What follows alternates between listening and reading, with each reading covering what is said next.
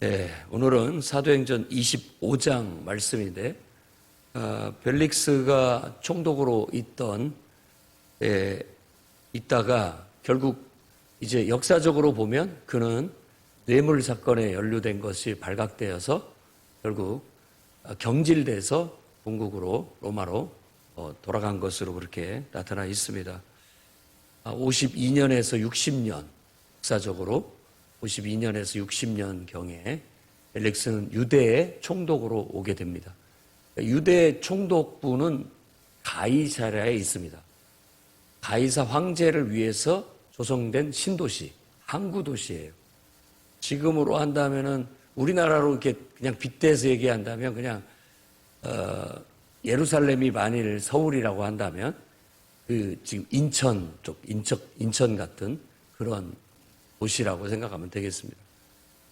거기에 바로 로마 총독부가 주둔해 있고 거기에서 군대가 주둔해 있으면서 근거를 삼으면서 예루살렘은 이제 수도니까 예루살렘에도 바로 수도를 지키는 예루살렘에 파병된 군대가 있는 걸 알 수 있습니다.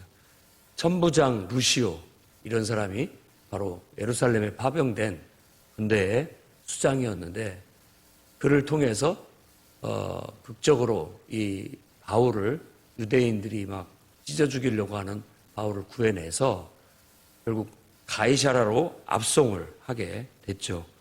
그렇게 해서 결국 그가 보호를 받았고 벨릭스는 이제 그 사람을 신문하기 시작합니다. 재판을 하는 거죠.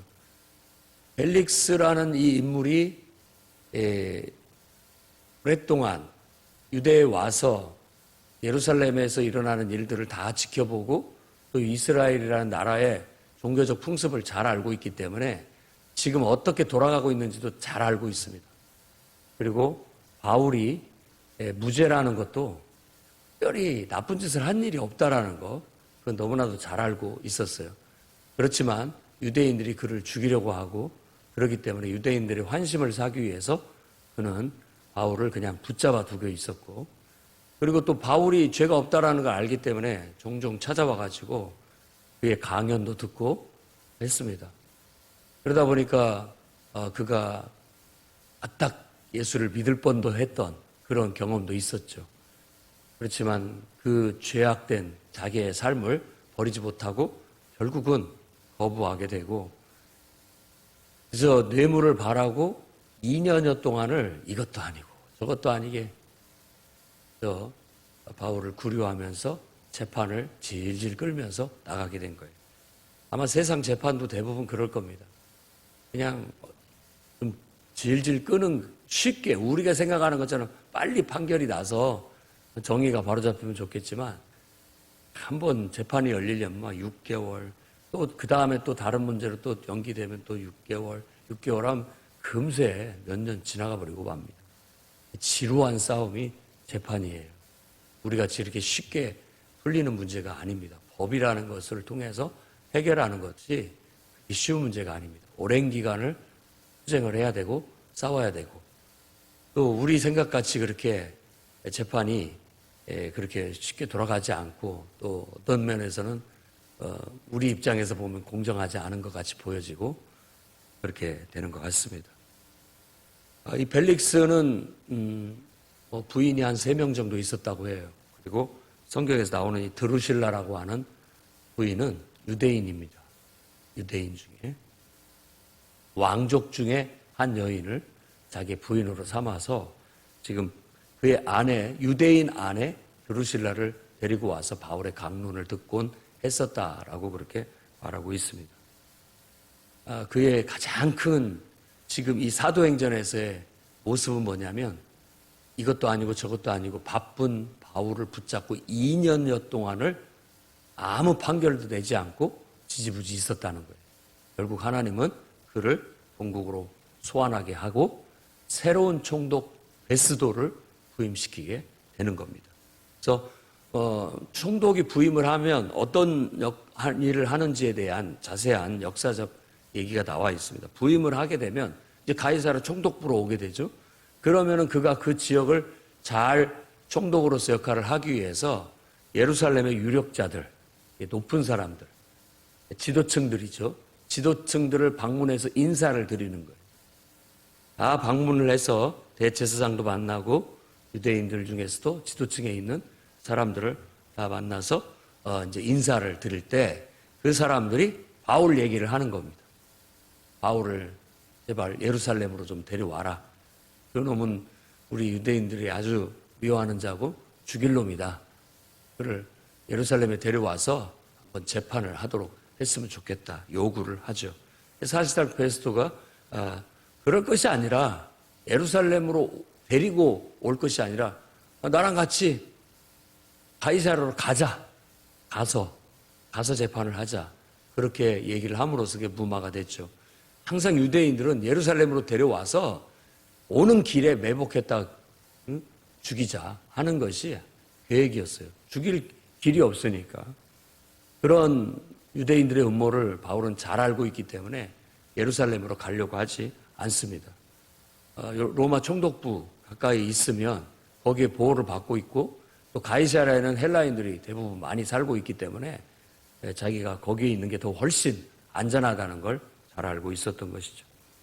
그래서 한 8일에서 10일 후에 가이사랴로 내려갔다.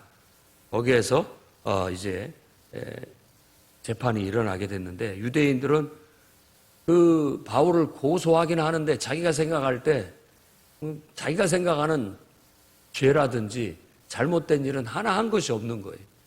여러 얘기를 하지만 그것은 유대인의 율법이나 성전이나 뭐 이런 어떤 문제지 다른 어떤 흉악한 잘못을 저질렀다든지 남에게 해를 끼쳤다든지 법적으로 물을 만한 죄가 하나도 없다라는 걸 알게 됩니다.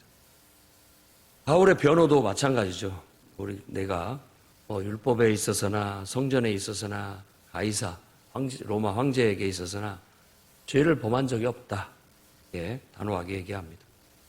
하지만 그러면 죄가 없으니까 그냥 딱 풀어주면 좋은데 이 지도자들은 정치적인 목적에 의해서 그렇게 쉽게 해주지를 않습니다.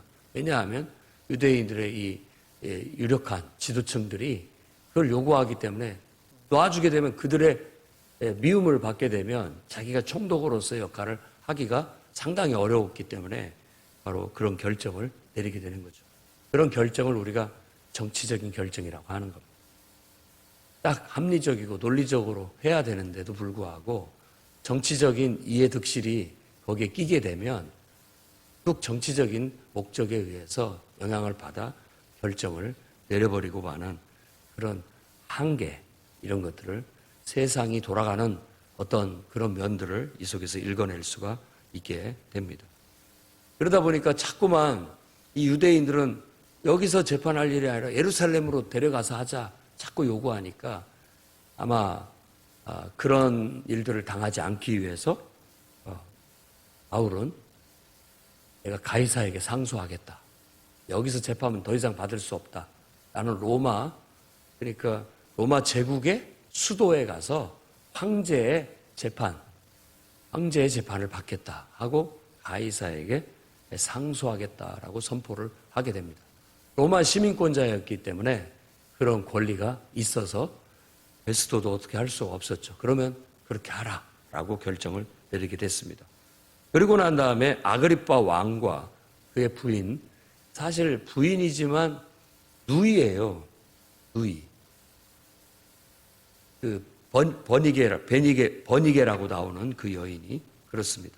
그러니까 이 버니게라는 여인은 이 사람 저 사람 왕족이면서도 공주이면서도 이 사람 저 사람하고 이렇게 같이 자기가 출세하기 위해서 필요한 사람이면 항상 그렇게 처신을 했던 그 당대의 시대에 좀 문제가 많은 여인으로 부정한 여인으로 그렇게 알려진 여인이지만 워낙 그 공주에다가 또 뭐 왕들하고 같이 이렇게 놀기 때문에 함부로 말하지도 못하면서 뒷소리가 많은 그런 부정한 그런 여인이었습니다. 아그리빠는 헤롯의 증손자격이라고 생각하면 되겠습니다. 헤롯이라는 대왕이 원래는 저기 에돔 출신 사람이에요. 근데 로마가 군대를 일으켜서 막 전쟁을 할 때 로마 군에 들어가게 되고 로마 군에서 공적을 세우니까 공을 세워서 이제 장수가 되니까 그 사람한테 바로 뭘 해주면 좋겠느냐 해가지고 이 지역을 제가 왕이 됐으면 좋겠습니다 해서 그 지역의 왕이 돼요. 그 왕을 구분하기 위해서 일단 그가 처음 왕이 된 큰 업적을 세웠으니까 헤롯 대왕이라고 합니다. 근데 이제 그의 아들들 그리고 그의 손자들 그의 이제 증손자까지 온 거예요. 이렇게 대대를 이어서 왕위를 이어나가는데 우리가 보통 성경에서 말하는 분봉왕이라고 하잖아요. 그러면 유대 지역, 사마리아 지역, 갈릴리 지역, 그리고 요단강 동쪽을 베레아 지역 이렇게 또 그 베레아 지역의 윗지역을 이두메 이렇게 지역을 이렇게 구분을 해놨어요. 그 지역의 왕으로 세우는 거예요. 후손, 그 자손들을. 그래서 분봉왕이라고 하는 겁니다. 그래서 뭐 안디바 뭐 그런 사람들도 있고 또 빌립도 있고 여기서는 지금 아그리빠인데 아그리빠는 갈릴리의 분봉왕. 갈릴리하고 베레아 지역을 통치하는 그런 왕으로 있습니다. 그러니까 좀 유명무실하죠. 왕이지만 사실은. 그러니까 영국에서도 왕실이 있고 또 뭐 총독부가 있어서 총리가 있어가지고 이렇게 하는데 실질적인 정치는 총리가 하고 왕은 어떤 명예나 그런 어떤 왕으로서의 역할만 하는 것처럼 이 시대에도 분봉왕과 총독은 그런 분리된 역할을 했던 것으로 볼 수 있습니다. 그렇지만 무시할 수가 없는 존재죠. 이제 신임 총독이 왔다고 하니까 아그리빠가 그 여인 베니게를 데리고 같이 방문을 한 거예요. 지금은 누이이면서 그리고 또 부인 역할을 하고 있는 그런 게 바로 버니게입니다. 그래서 찾아와서 베스도를 문안하고 이제 베스도가 지금 다루고 있는 문제, 바울을 재판하고 있는 문제를 그에게 설명을 하자 궁금해하고 나도 그걸 한번 들어봤으면 좋겠다 해서 다음 날 아그리빠 왕과 버니게 왕비를 모시고 또 유대인들의 지도층들, 높은 사람들을 다 대동하고 그가 와가지고 바울의 그 재판을 한번 참관하고자 오게 된 이야기까지가 오늘 25장의 이야기입니다. 베스도는 자기가 일단 재판을 해본 결과 자기가 생각하는 죄는 없더라. 근데 유대인들은 왜 그를 죽이려고 하는지 잘 이해를 못하겠다. 그러니까 무슨 죄가 있는지 좀 더 신문을 해서 재판을 해서 밝혀내야 그가 가이사에게 상소를 했는데 뭔 죄목인지는 적어서 보내야 되는데 죄가 없기 때문에 무슨 죄라고 적을 것이 없다라는 거예요. 그런 이제 속사정을 얘기하니까 나도 한번 들어봐서 뭔 죄가 있는지 한번 살펴보자라고 얘기가 됐던 거고 지금 이렇게 왕과 왕비 그리고 또 유대인의 지체 높은 양반들이 위험 있게 대동해서 아주 그 무슨 거창한 행렬같이 그렇게 묘사를 하고 있습니다. 와가지고 그 죄를 한번 밝혀보겠노라고 다시 한번 오게 되는 거예요. 그러니까 이게 사도행전이 사실상 에베소에서의 큰 부흥이 일어나고 이제 내가 로마로 가야 되겠다고 하면서 예루살렘에 와서 그 사역을 3차에 걸친 전도 사역을 보고하는 것으로서 사실상 그의 사역의 전체적인 것이 끝이 난 것이 맞습니다. 그 후는 이렇게 로마로 가기 위한 과정이 지루하게 펼쳐지고 재판받고 로마로 호송된 이야기가 쭉 이어지기 때문에 그렇습니다. 그래서 로마의 전도 사역을, 전도 여행을 4번, 5번으로 이렇게 구분해 보기도 합니다만은 그의 전도 사역은 크게는 3번째고 가장 큰 성공을 이루고 결정에 달았던 것은 3차 전도 여행이고 에베소에서의 부흥, 아시아의 에베소를 중심으로 한 아시아의 7교회 개척 이런 것들이라고 말할 수 있고 아시아에 있는 장로들 목회자들을 불러서 그가 고별 설교한 것이 사실상 그 사역자로서의 정말 마지막 당부 그 내용이 깊이 들어있어서 사도행전에서 우리가 얻을 수 있는 교훈은 그런데 대부분 들어있습니다. 그 외에는 이제 세상 정부와 그리고 복음을 전하는 교회와 그리고 이제 어떤 유대인들과의 이 삼각관계 속에서 이걸 어떻게 정치적으로 풀어가고 또 교회가 그 세상 속에서 세상 정부와 그다음에 유대인들과 그리고 교회가 어떻게 그 속에서 자리를 잡아가는지에 대한 역사적 얘기에 더 의미가 있다고 볼 수가 있어요.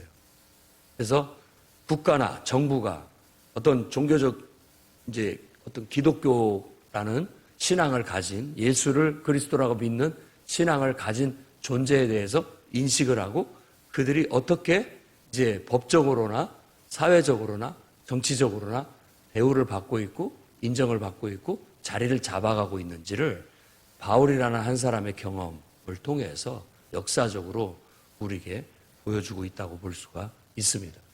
그나마 로마의 법은 그래도 공정한 법입니다. 그걸 쓰는 사람이 문제가 있지만 공정한 법입니다. 그렇기 때문에 바울 같은 이런 사람들을 보호받을 수 있고 또 어떻게 보면 우리가 교회가 어느 정도 유대인들의 핍박 속에 법적으로도 보호받고 있다는 것도 우리가 느낄 수가 있게 됩니다. 그래도 교회가 이 국가라는 대한민국 속에서 지금과 같이 큰 위상을 얻고 기독교 국가라는 그런 명예를 얻을 수 있는 것에 늘 감사를 해야 됩니다. 이렇게 정말 교회가 많은 나라가 그렇게 많지 않습니다.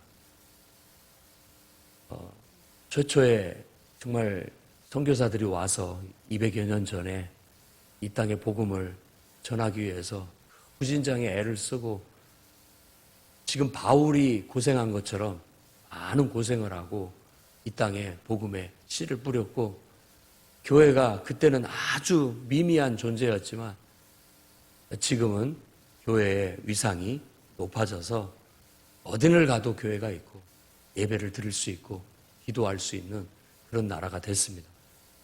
정말 축복된 일이죠. 이제 우리는 또 다른 과제를 안고 한국교회에 교회가 한국의 대한민국이라는 나라의 긍정적인 역할, 빛과 소금의 역할을 해서 힘있고 부강한 나라가 될 뿐만 아니라 자유롭게 꿈꾸고 그 꿈을 이룰 수 있고 또 모든 사람들이 자유롭게 예배할 수 있고 복음을 전할 수 있는 그런 풍토가 잘 유지되어 나아갈 수 있도록 우리가 함께 기도하고 또 정치적으로 해결해야 할 문제는 정치적으로도 해결해 나가면서 또 우리가 욕먹지 않고 모범을 보이고 많은 사람들에게 긍정적인 이미지로 아니 우리가 해롭게 할 이유가 없으니까 모든 사람들에게 이 신앙을 가지고 예수를 믿고 하나님을 섬기게 되면 모든 사람들이 가장 인간답고 또 바르고 진실하고 정직하고 누구보다도 또 성공적인 삶을 살 수 있는 또 탁월한 능력을 발휘할 수 있는 그런 인격과 인생을 살아가게 된다면 당연히 이 나라가 기독교 신앙 안에서 모든 사람이 생각이 바르고 사상이 바르고 삶이 바르고 그래서 힘있고 부강한 나라가 돼서 주변에 어떤 나라도 함부로 할 수 없고 당당하고 또 힘있고 꿋꿋한 그런 나라로서 기독교 국가로서의 이 동남아 지역에 선한 영향력을 미쳐서 다른 나라들도 한국을 봐라. 정말 기독교 신앙을 갖고 기독교 정신과 가르침을 통해서 그 나라가 얼마나 이렇게 축복되고 국민들의 정신이 얼마나 이렇게 고귀하냐, 얼마나 훌륭하냐. 우리 이런 것들을 본받아야 된다 하고 이런 좋은 것들을 그들도 배워갈 수 있어서 중국이나 일본이나 북한이나 그 외에 그런 동남아나 이런 나라들도 우리나라를 이 기독교적인 그런 나라를 본받으려고 하는 그런 영향력을 줄 수 있었으면 좋겠어요. 그래서 우리가 늘 기도해야 되겠습니다. 이 나라가 기독교 가르침 아래, 기독교 사상 아래 모든 국민들이 더 지혜롭고 총명하고 힘있고 능력있고 바르고 정직하고 아주 정말 잘 사는 힘있는 나라를 이루어서 동남아의 복음 전파의 전진기지가 되고 나아가서는 세계 모든 나라들이 바로 기독교의 위대함을 성경의 가르침의 위대함을 깨닫는 하나의 증거로서 이 나라가 쓰여져서 세계 선교에도 기여할 수 있는 그런 나라가 되게 해달라고 풍요로운 교회도 마음을 같이하여 함께 기도하고 나아갈 수 있기를 주의 이름으로 축원합니다. 기도하겠습니다. 거룩하신 주님, 하나님은 살아계시고 하나님이 우리를 창조하셨으며 우리 모든 인간은 하나님을 인정하고 마음속에 모실 때 비로소 인간다운 인간이 되고 하나님의 말씀을 배우고 성령의 감화 감동 속에 하나님의 음성에 귀 기울이며 하나님과 한 마음이 돼서 주님과 눈을 맞추며 마음을 맞추며 하나님 뜻대로 살아가는 것이 가장 지혜롭고 복되고 힘있고 능력있고 형통하는 삶이라는 걸 믿습니다. 물이 바다를 덮음같이 이 나라의 모든 백성들이 국민들이 하나님을 알고 인정하고 믿고 섬기는 복된 나라, 힘있는 나라 이루게 해 주시옵소서. 그리하여 동북아에 정말 복음을 전하는 전진기지로 하나님의 깃발로 쓰여지게 하시고 세계 선교에도 크게 기여하여 마지막 때 하나님 앞에 위대하게 쓰임받는 나라와 민족이 되게 하시고 한국 교회가 되도록 역사하여 주시옵소서. 성도들 한 사람 한 사람의 신앙이 성경의 가르침대로 실천하고 인격을 수양하고 훈련하여 세상에 빛이 되고 소금이 되게 하시며 기독교의 가르침이 성경의 가르침이 우리의 민족성이 되게 하시고 그리하여 정말 세상에 빛을 드러낼 수 있도록 역사하여 주시옵소서. 미숙한 신앙들을 다듬어 주시고 끊임없이 교회가 영적으로 성장하고 성숙되어져 부끄러움 없고 욕먹지 않고 당당하게 칭찬받으며 인정받고 누구나 다 예수 믿어야 된다라는 것이 하나님 기본 진리가 되는 그런 나라가 되게 해 주시옵소서. 이런 교회가 또 이 자리에 있는 모든 성도들이 이런 모든 면에 있어서 선두주자가 되게 하시고 또 한 면에 개척자가 되게 하시며 아버지 하나님 솔선수범하며 모범을 보이며 나아가는 교회와 성도들이 되게 해 주시옵소서. 예수님 이름으로 기도드립니다.